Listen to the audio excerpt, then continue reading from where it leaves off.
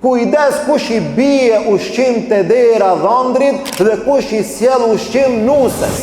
Kujdes shumë. Ata që ki besim të plot, s'ka diskutim.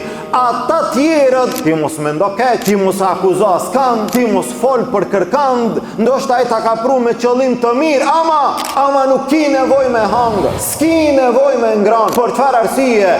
Allahu e di. Ruju, nga se nëpërmjet atij ushqimi ka mundësi që të futen gjëra tjera që kanë pasoja. Nëpërmjet asaj veshje që ta sjell, ka mundësi që pastaj të ketë pasoja. Çka duhet?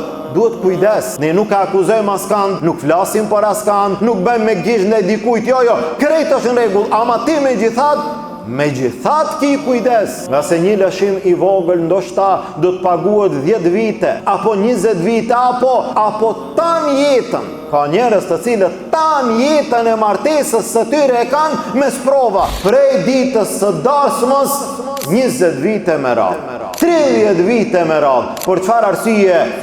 Për një gabim si ky, apo për një rrezik si ky?